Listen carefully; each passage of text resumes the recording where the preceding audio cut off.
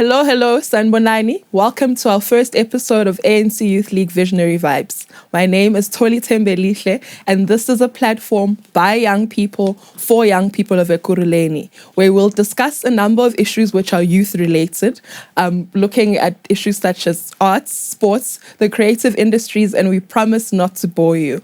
On today's episode, I am joined by the RTT coordinator of the ANC, Mr. Jongizizwe Dlabathi, and the ANC Youth League chair, Simphiwe Patose. Welcome, gentlemen. Thank you very much for the opportunity.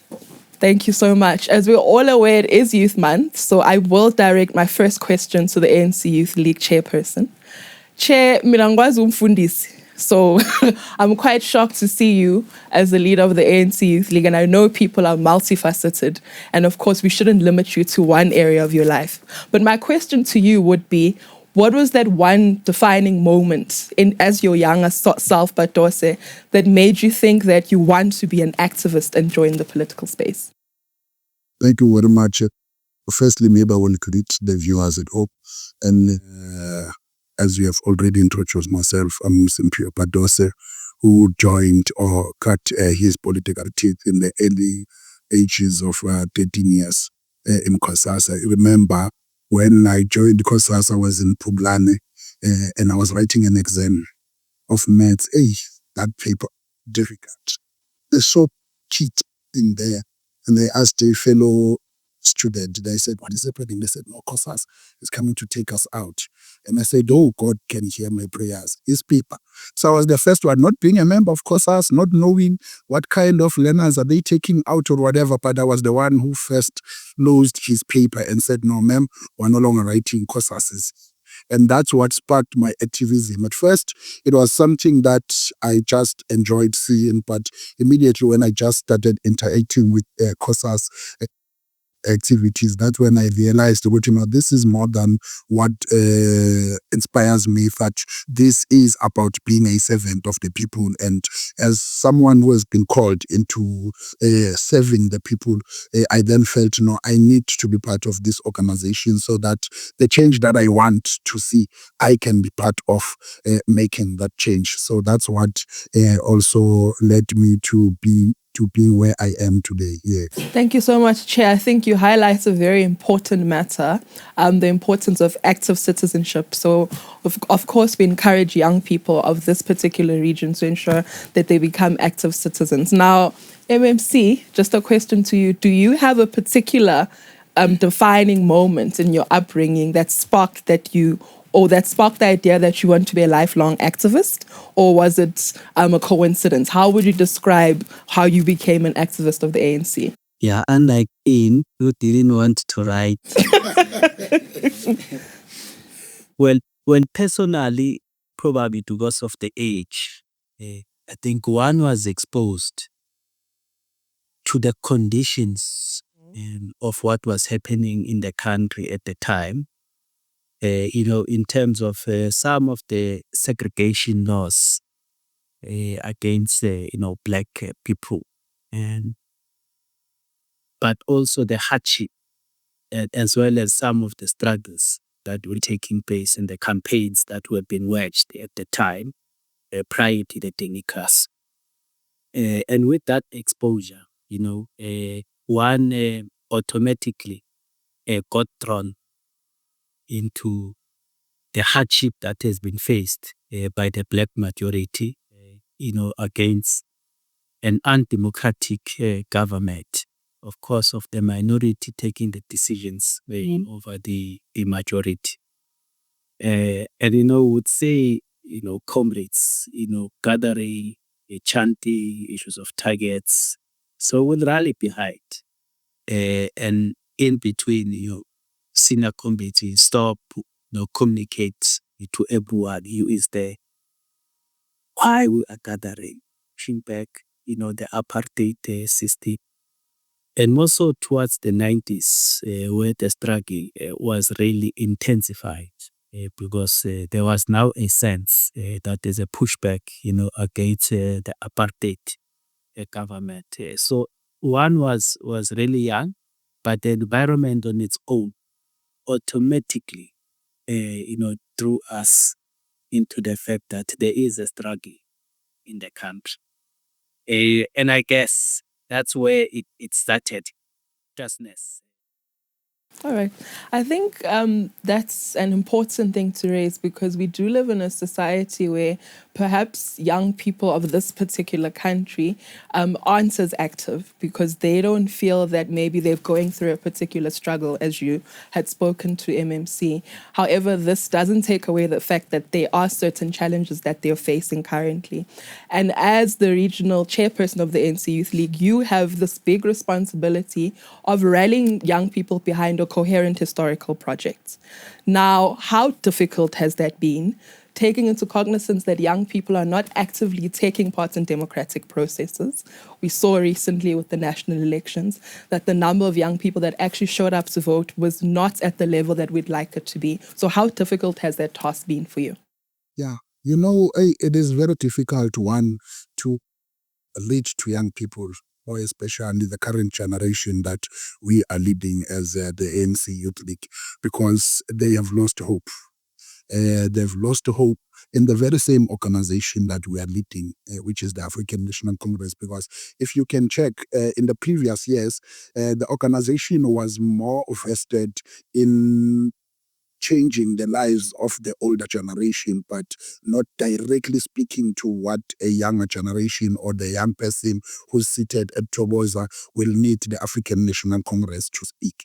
And that was true, or that was big because of the disbandment of the ANC Youth League when it was disbanded in 2011, because it then reduced the voice of young people. So there was no longer that person who will then sit in meetings of the ANC and say, no, but what you are saying does not reflect young people's interest. So we are trying very hard, and it is not a difficult task because the Youth League is here now, and it is being felt by young people in the region. I will speak more particularly about the region that we are from, are starting to gain back that hope that from the ANC, because they've seen, we've made it a point that in our Congress, when we declared issues that were affecting young people, we made them as the 7 priorities so that we can then be able to show them at the ANC through its league, which is the ANC Youth League, it's here. And what is nice is that some of the issues that we have also promised them, they've already started seeing them. For instance, in the State of the City's address, we had a protest in the Jamestown Civic Center. We handed over a memorandum to say, Mayor, this is what young people need.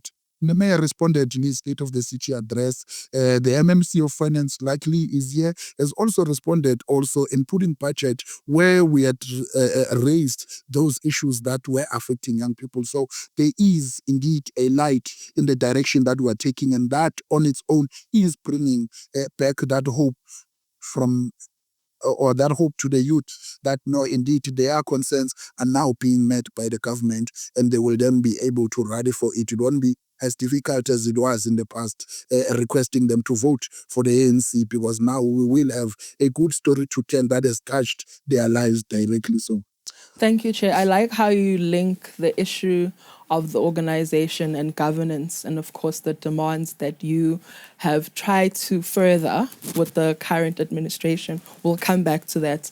What I want to speak to Nopala is the issue of how the ANC Youth League currently has a very difficult task of not only rallying young people behind the ANC and executing its twin tasks, but also ensuring that the ANC doesn't suffer an existential crisis. And I say this in the context of how we've seen how the ANC's declining electorally. Now, meaning that the ANC Youth League needs to play an active role in ensuring that we don't suffer that existential crisis. So what words of encouragement would you say that our generation in the ANC Youth League need to hear when they particularly try and achieve both of these tasks concurrently? Yeah, I think for me, the ANC Youth League still carries with it the task of making sure that the younger generation does not lose consciousness of where we come from as a country. Because we must not accept a narrative that says, let's forget about what happened, and as if nothing bad happened. Because you see, an apartheid era of more than 300 years, it's practically impossible to turn everything within 31 years, Lucas. Because there are structural things that are deep rooted. If you speak about, for instance, how we are segregated, you have white affluent suburban areas, properly organized with all the basic things. You have, black communities isolated in the Ekurhuleni, not even in close proximity to critical infrastructure and economic opportunities. The issue of land, very important because it is one of the productive factors. So the reality is that within 31 years, we can't overturn the damage that has been done over 300 years. It is important for the ANC Youth League to bring that consciousness that a lot can, and we're still a bit afar from reaching a point where we are all equals, black and white, the same level. A generational wealth has been built by the minority and those that get to be born within that system. Life is much more easier compared to a young child was a Togoza Tsakane and all of that, purely because of the infrastructure and the marginalization of the previous generation. Be that as it may, it doesn't mean that we should not accelerate, transformation and development.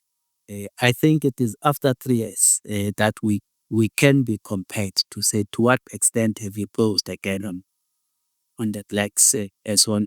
So that consciousness for me, it must continue. And of course, the Youth League has a responsibility to then advance that which is a program relevant to this state and relevant for this generation. And that is why we support, the view and the posture of economic freedom now and not later, because it does agitate that we must accelerate imposing in the gap between those that, previously benefited and those that have been marginalized. And of course, their voice is largely about the youth, but from the ANC point of view, it cuts across young people and even those that, do not fall within the category of young people. And it is important for the youth to have a clarity of which are these specific areas that it must advance. Because, with the struggle, you don't need to be all open. Great. You must be clear that, as this generation, what is this economic freedom are we talking about? In some instances, we speak about the issue of land, very critical. Young people do need to have access to land so that they are able to flourish in their small and medium businesses. The issue of productive utilization of our mineral resources to fund some of the developmental programs that the young people need assistance on is critical, to the extent that the issue of free education, for instance, it should not be a headache for a government. How do we fund it? We have resources. How do we use those mineral resources to fund a free education and many other developmental initiatives? And I think, the ANC Youth League ought to then be clear on what is it that it prioritizes for this generation as it relates to economic freedom and their life. So, Chair, I want to speak to the importance of a targeted approach as an organization. And I think in this conversation, I want to put to you that the issue of youth unemployment is a structural issue in this country. Now, if we contextualize it in the city of Ekurhuleni, where the youth demographic is just over 40%, do you feel that in the recent State of the City address, the administration looked at interventions that target issues of youth unemployment and economic opportunities for young people of this region? And if not, how can that be improved? Because we are living in a country where 2 out of 3 of young people are unemployed. So what are your thoughts around existing interventions by the city, and how can it be improved? Okay, not only, there's one thing that maybe we first need to unpack. That in order to fight the unemployment, we need both private and public sector. Because if you are going to focus only on the public sector, then we are not going to be able to fight this crisis that we are facing, because government can only do so much. And I can safely say the city has indeed addressed the issues that are pertaining to youth unemployment. And we are also, as per our Congress resolution, also targeting the private sector. Maybe when I go further, I will then explain. But let me start on the State of the City's address. One, the mayor has announced, number one, the issue of insourcing, to say that it cannot be that indeed people, more especially young people, are being employed through the contracts of those who will then be awarded tenders. But you only find that a person is even underpaid in that contract that they've been employed in. Therefore, they've introduced insourcing, which the MMC of Finance has also budgeted for that, as per the previous budget speech that was delivered a week ago. There was an issue of assisting the SMMEs, because, as I've said, that you need government, you need the private sector. So if the mayor announces funding or announces programs that seeks to fund the small, medium enterprises, it will then mean or be translated also as a form of employment, because whatever business that you are going to then fund, in order for it to then be started off the ground, it will then need to hire people who will come and work there. So that is also indirect creation of employment opportunities, and more especially for young people. So the State of the City has indeed responded to some of those issues. There's a new intake that is going to be done of law enforcers, the EMPT officials, and so on and so forth. So the government has indeed spoken in light into the issue of unemployment and how it plans to assist to curb that rate at which we are at. But also, we do not end there, as we've said. We wanted, as the REC of the ANC Youth League, when we go to the private sector, we then reference to say we started at home, which is at government, where we have got employees. And now we are coming to you to say, what is it that we have got in plan for us as young people?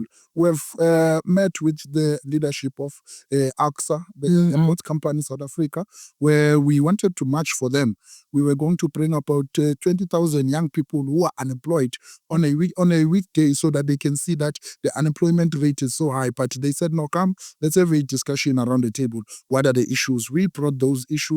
I can safely respond today, even though the REC has not formally communicated, but I can respond that there is progress in terms of making sure that SMMEs around Ekurhuleni area are going to get priority in terms of projects that are happening within the airport. Young people of Ekurhuleni are going to be prioritized. Number one, the airport already had started implementing the issue of having foreigners who are working at the airport. They are going to be out, because they are now introducing the access cards, meaning anyone and for everyone, whether you're working at Nando's, whether you're working at KFC and whatnot, as long as you're working within the vicinity of the airport, they'd introduce that system. And responding to our call to say we do not want foreigners to work at the airport, wherein we've got young people who are unemployed in the city of Ekurhuleni who are not working. That is the first response that they've came up with. Secondly, about more than 60 retail shops that are at the airport, their leases are coming to an end. And the airport has responded to say, once they advertise for businesses to come and lease at the airport, one of the requirements will then be to hire young people of Ekurhuleni. We're not speaking of young people general of whether it's Limpopo or whatever the case, but it must be young people from this region. In that way, it then also speaks to that. Now we're on a path. We're going to the mines now. to say, no, you cannot mine our natural mineral resources in the city, yet we don't see how they are benefiting us. We are a leadership of action, and we want whatever it is that we have resolved on in our Congress be implemented, and we're not afraid of anything. We had said it that we are going to break any barriers, any industry that does not represent young people or that does not hire young people of the city of Ekurhuleni. We are going to knock in those doors to say, invest in businesses from Ekurhuleni, invest in learnerships and internships, invest in the MPOs, NGOs that we have here. We want you to tell us what is it that you are doing for young people. And if there's none, then hell is going to break loose. Thanks for that. I think we can all agree that the tone of the discussion is very positive and encouraging. However, there is a young person somewhere in Guatemala or in Katlehong who is sitting at home during the week currently and has been looking for a job for the past 3 years. And they graduated with a degree from the University of Pretoria, for example. And they're in a state of disillusionment and discouragement. What are we saying to those young people? I understand that these interventions exist. I understand that the Youth League is playing an active role in trying to push the city to ensure that young people are included in the economy. But MMC, where are the gaps? What is the structural barrier that's stopping us from putting as many young people in the economy as possible? Yeah, because we are talking in a podcast, then I might be controversial. Yeah. You see, if we don't confront the truths, we may not make progress in addressing the current realities. So the system of education, we need to look at it rather as one of the possible root causes that leads to a situation where those that are graduates, they are unemployed. And by no means am I belittling, some of the causes. I think we must ask ourselves a question in 2025. What are the prospects of us pushing for many young people to do degrees in Bachelor of Arts? How will that degree assist you on your own without wanting to rely on someone to appoint you? How does doing a degree and a master's in philosophy going to assist one to be employed? So I'm just saying we need to interrogate the system of education, right, from foundational, primary, and right up to tertiary. Because I want to argue that if we are to curb the issue of unemployment, we're not going to curb it by wanting to create employment opportunities at the level of government. Because rightfully the chair is making a point. A government is not a panacea to solve unemployment, right?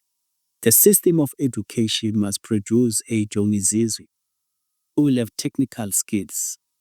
Back in the years, every Wednesday we used to go to technical college. So we do carpentry, we do woodwork, we do electricity, we do drawing, you do by playing. Now, those are the skills, such that even if someone does not appoint you on the basis of a qualification, you can use those skills to provide service and be self-sustaining. So if we agree that we must interrogate, the type of an education curriculum, it might help us critique. Because I also argue that even at the level of government, funding of students, you must be more technical as opposed to administrative courses. We need engineers, we need doctors, finances, agriculture, for instance, in the context of food security. The minority still dominates aspect. It has to do with food production. We're not playing any role there. So the point I'm trying to make is that we need to be frank. What are these causes that we can live without? Because it is disheartening to see a person saying, I have master's honors in Bachelor of Arts, but I am unemployed. I am looking for employment. It tells you already that it's a type of a course that you can use on your own to create work opportunities. Now, at the level of government, of course, when there are opportunities within the system, certainly, young qualified must be given an opportunity. As I speak for ANC, we're a leader of society. Thank you so much. I think in terms of representation, Chair, the ANC Youth League is clear. It's a resolution that when you're provincial chair, then you need to be deployed as an MEC. When you are leading the region as regional chair, you should find expression and governance in the municipality. Would you say that the ANC is taking those resolutions seriously? And if not, what is the ANC Youth League doing to ensure that they actually materialize? The ANC nationally had a resolution, and we have seen that resolution in other provinces being implemented.